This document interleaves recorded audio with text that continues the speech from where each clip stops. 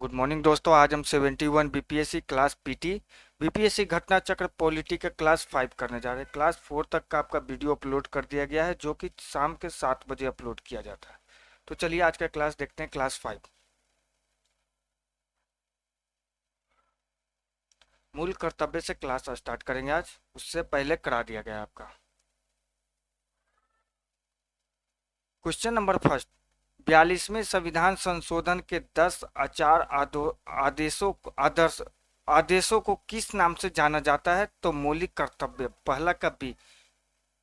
वर्ष 1976 में संवैधानिक सुधारों पर अनुशंसा देने के लिए स्वर्ण समिति गठित की गई। स्वर्ण समिति की अनुशंसा के आधार पर लाए गए 42वें संविधान संशोधन अधिनियम 1976 द्वारा भाग 4 और उसके तहत अनुच्छेद 51 का संविधान में जोड़ा गया तथा संविधान में 10 मौलिक कर्तव्य शामिल किए गए। वर्ष 2002 में 86वें संविधान संशोधन अधिनियम 2002 द्वारा एक नया मौलिक कर्तव्य 6 से 14 वर्ष आयु के बच्चों की शिक्षा से संबंधित को जोड़ा गया था। अब मौलिक कर्तव्यों की संख्या 12 हो गई है।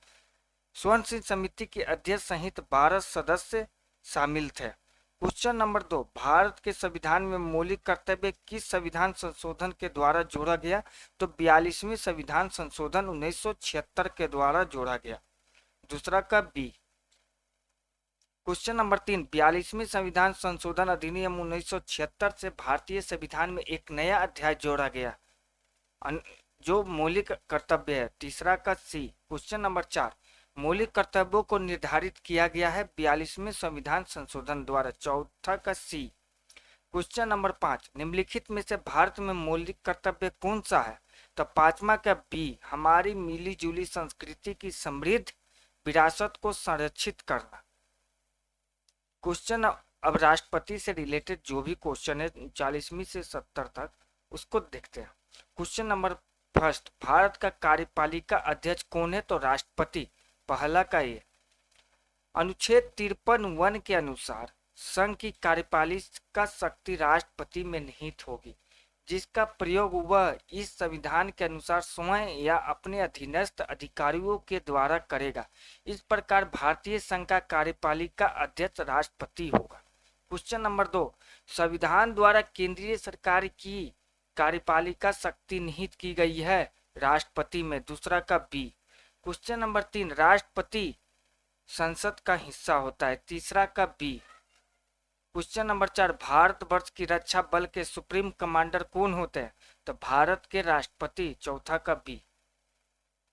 Question number 5। भारत के राष्ट्रपति अपनी शक्तियों का प्रयोग करते हैं सीधे अथवा अपने अधीनस्थ अधिकारियों द्वारा। पांचवा का ए।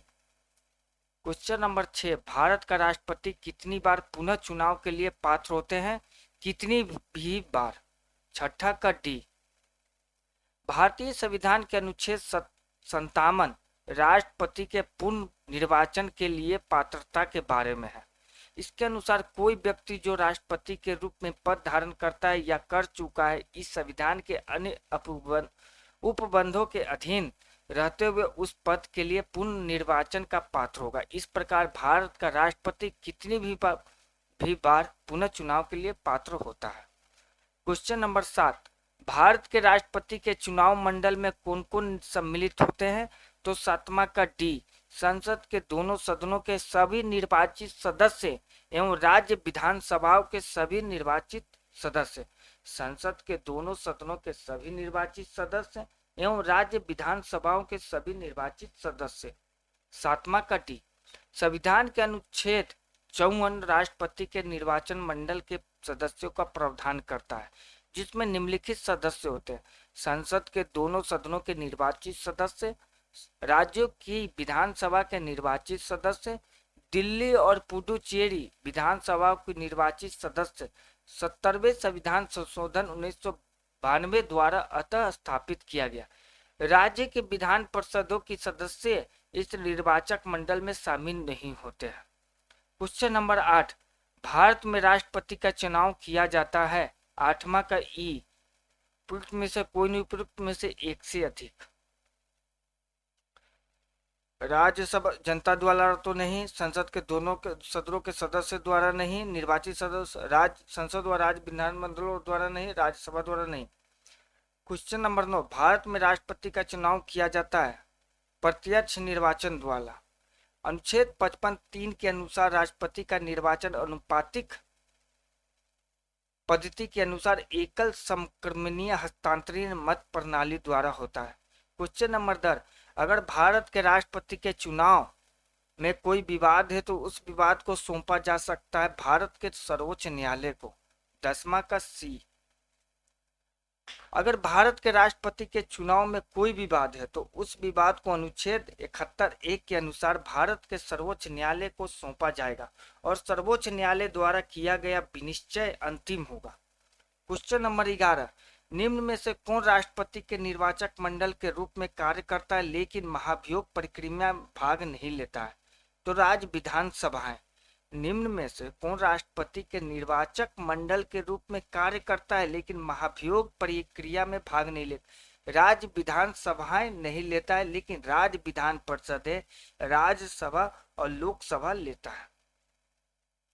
भारतीय संविधान के अनुच्छेद 61 के अनुसार राष्ट्रपति पर महाभियोग एक अर्ध न्यायिक प्रक्रिया है जो संसद में चलाई जाती है। इसमें राज्यों की विधानसभाएं भाग नहीं लेती है, जबकि अनुच्छेद 54 ख के अनुसार राज्यों की विधानसभाओं के निर्वाचित सदस्य राष्ट्रपति के निर्वाचन गण का भाग है। ध्यान तो है कि राज्यों की विधान परिषद राष्ट्रपति के निर्वाचन गण का भाग नहीं है। क्वेश्चन नंबर 12, भारत के राष्ट्रपति के संदर्भ में निम्नलिखित कथनों पर विचार कीजिए। 1, 2, 12 का 20 सही होगा। भारत के संविधान के अनुच्छेद 53 में उल्लेख है कि संघ की कार्यकारी शक्ति राष्ट्रपति में निहित होगी। दूसरा, राष्ट्रपति अपने पद पर आसीन होने के बाद 5 वर्ष के लिए पद ग्रहण करेंगे। भारत के संविधान के अनुच्छेद 60 में राष्ट्रपति पर ये गलत है। भारत के संविधान के अनुच्छेद 53 में उल्लेख है कि संघ की कार्यपालिका शक्ति राष्ट्रपति में निहित होगी। राष्ट्रपति अपने पद पर आसीन होने के बाद 5 वर्ष के लिए पद ग्रहण करेंगे।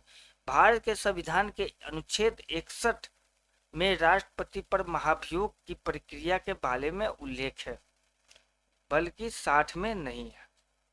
क्वेश्चन नंबर 13, यदि राष्ट्रपति एवं उपराष्ट्रपति का पद खाली हो तो भारत के राष्ट्रपति के पद पर कौन होगा? तो भारत के मुख्य न्यायाधीश। 13 का बी। क्वेश्चन नंबर 14, यदि भारत के राष्ट्रपति का पद खाली और उपराष्ट्रपति तथा भारत के मुख्य न्यायाधीश उपलब्ध नहीं है तो भारत का राष्ट्रपति किसे नियुक्त किया जाएगा? सुप्रीम कोर्ट के वरिष्ठ न्यायाधीश को। 14 का सी। क्वेश्चन नंबर 15, भारत के राष्ट्रपति को उसके पद से हटाया जा सकता है किसके द्वारा? संसद के द्वारा। 15 का डी। क्वेश्चन नंबर 16, भारतीय संविधान में केंद्रीय सरकार की अधिशासित शक्तियों को किसमें निहित किया गया है? तो भारत के राष्ट्रपति में। 16 का ए। क्वेश्चन नंबर 17, भारतीय संविधान भारत के राष्ट्रपति को अधिकार नहीं देता है राज्यों के मुख्यमंत्री की नियुक्ति का, प्रधानमंत्री का नियुक्ति करता है, रक्षा बलों का सर्वोच्च कमांडर होने का नियुक्त करता है, देश के किसी भाग में आपातकालीन स्थिति लागू होने का करता है, लेकिन राज्य के मुख्यमंत्री का नियुक्ति राज्यपाल करता है। क्वेश्चन नंबर 18, भारत के राष्ट्रपति को यह अधिकार नहीं प्राप्त है कि वह सर्वोच्च न्यायालय के न्यायाधीश को हटाए। 18 का बी। भारतीय संविधान के अनुच्छेद 124 के खंड 4 के अनुसार उच्चतम न्यायालय के किसी न्यायाधीश को उसके पद से तब तक नहीं हटाया जाएगा जब तक सभी साबित कदाचार या असमर्थता के आधार पर ऐसे हटाए जाने के लिए संसद के प्रत्येक सदन द्वारा अपनी कुल सदस्य संख्या के बहुमत द्वारा तथा उपस्थित और मत देने वाले सदस्यों के कम से कम 2/3 बहुमत द्वारा समर्थित अनुमोदन राष्ट्रपति के समक्ष उचित सत्र में रखे जाने पर राष्ट्रपति ने उसे हटाने का आदेश नहीं दिया है। क्वेश्चन नंबर 19, श्रीमती प्रतिभा पाटिल का भारतीय गणतंत्र के राष्ट्रपति के रूप में क्रम कितना है? तो 12वां। 19 का सी। क्वेश्चन नंबर 20, भारत के प्रथम राष्ट्रपति डॉक्टर राजेंद्र प्रसाद किस राज्य से थे? तो बिहार से। 20 का ए। भारत के प्रथम राष्ट्रपति डॉक्टर राजेंद्र प्रसाद मूलतः बिहार राज्य से थे। उनका जन्म 3 दिसंबर 1884 ईस्वी को बिहार के सिवान जिले में हुआ था। वे 26 जनवरी 1950 से 13 मई 1962 तक भारत के राष्ट्रपति रहे। स्वतंत्र भारत के प्रथम राष्ट्रपति बिहार से थे। 21 का सी। क्वेश्चन नंबर 22, एक विधेयक जो संसद में प्रस्तुत किया जाता है कौन सी क्रिया के बाद अधिनियम बन जाता है?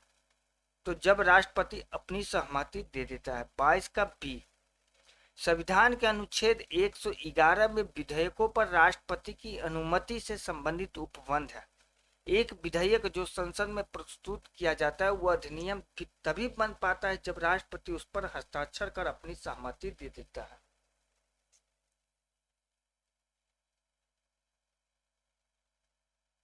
अब उपराष्ट्रपति से रिलेटेड जो भी 70 से 39वीं से 70 तक जो भी क्वेश्चन पूछा गया अब हम उसे देखते हैं। और चैनल को ज़्यादा से ज़्यादा शेयर एंड सब्सक्राइब करिए। आपका इसमें हिस्ट्री का वीडियो अपलोड किया जा रहा है। बीपीएससी मेंस के लिए हिस्ट्री या पॉलिटी का वीडियो अपलोड किया गया है।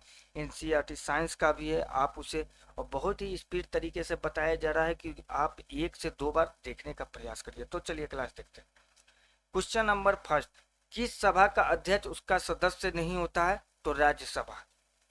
पहला का राज्यसभा का पदेन सभापति उपराष्ट्रपति होता है और वह राज्यसभा का सदस्य नहीं होता है, परंतु उसका निर्वाचन संसद के दोनों सदनों के सदस्यों द्वारा होता है। संविधान के अनुच्छेद 89(1) एवं अनुच्छेद 64 के अनुसार वह राज्यसभा का पदेन सभापति होता है।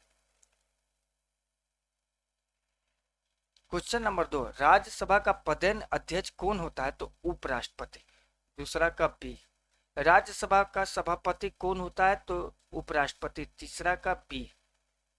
क्वेश्चन नंबर 4, राज्यसभा के चेयरमैन कौन है? तो आपका भारत के उपराष्ट्रपति। चौथा का ए। क्वेश्चन नंबर 5, कौन सा कथन असत्य है? तो सी असत्य है। पांचवा का सी, उपराष्ट्रपति का चुनाव भारत का राष्ट्रपति करता है, ये गलत है। राष्ट्रपति के लिए प्रत्याशी की आयु कम से कम 35 वर्ष होनी चाहिए, राष्ट्रपति या उपराष्ट्रपति के लिए। उपराष्ट्रपति राज्यसभा का सभापति बनता है। भारत के प्रथम राष्ट्रपति डॉक्टर राजेंद्र प्रसाद थे। भारतीय संविधान के अनुच्छेद 66 के अनुसार उपराष्ट्रपति का निर्वाचन संसद के दोनों सदनों के सदस्यों द्वारा अनुपातिक प्रतिनिधित्व पद्धति के अनुसार एकल समक्रमणीय मत प्रणाली द्वारा होता है। क्वेश्चन नंबर 6, 2022 के भारत के 16वें उपराष्ट्रपति चुनाव के लिए निर्वाचक मंडल में कितने सदस्य हैं? तो 788। 16वें उपराष्ट्रपति निर्वाचन हेतु निर्वाचक मंडल में शामिल सदस्य राज्यसभा के निर्वाचित सदस्य 233, राज्यसभा के 12 मनोनीत सदस्य, लोकसभा के 543 निर्वाचित सदस्य, दोनों सदनों को मिलाकर बने निर्वाचक मंडल में कुल 788 सदस्य थे। क्वेश्चन नंबर 7, श्री मोहम्मद हमीद अंसारी का भारत के उपराष्ट्रपति के रूप में क्रमांक कितना है? तो 12वां। जिस 12वें प्रतिभा पाटिल भी थी उसी समय मोहम्मद अंसारी उपराष्ट्रपति थे, 12वें क्रमांक के। और जगदीप धनखड़ उपराष्ट्रपति हैं जो 14वें हैं। भारत का प्रधानमंत्री मुख्य है केंद्रीय सरकार का। 8वां का बी, भारतीय संविधान के अनुच्छेद 74(1) के अनुसार राष्ट्रपति को सहायता और सलाह देने के लिए एक मंत्री परिषद होगी जिसका प्रधान प्रधानमंत्री होगा और राष्ट्रपति अपने कृत्यों का प्रयोग करने में ऐसी सलाह के अनुसार कार्य करेगा। इस प्रकार भारत का प्रधान केंद्रीय सरकार का व्यवहारिक प्रमुख होता है। वस्तु तो यह लोकसभा में बहुमत प्राप्त दल या गठबंधन का नेता होता है। क्वेश्चन नंबर 9, आमतौर पर भारत के प्रधानमंत्री होते हैं लोकसभा के सदस्य। 9वां का बी। क्वेश्चन नंबर 10, भारत का प्रधानमंत्री किसके प्रति जवाबदेह है? तो लोकसभा के प्रति। 10वां का सी।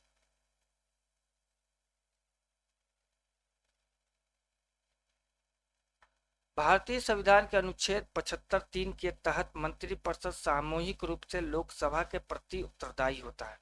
चूंकि मंत्रिपरिषद का प्रधान प्रधानमंत्री होता है, अतः प्रधानमंत्री भी लोकसभा के प्रति ही जवाबदेह है। क्वेश्चन नंबर 11, संघीय मंत्रिपरिषद के मंत्री सामूहिक रूप से उत्तरदायी होते हैं प्रधानमंत्री के प्रति। 11 के ए नहीं, केवल लोकसभा के प्रति। 11 का डी हो जाएगा। क्वेश्चन नंबर 12, मंत्रिपरिषद उत्तरदायी होता है लोकसभा के प्रति। 12।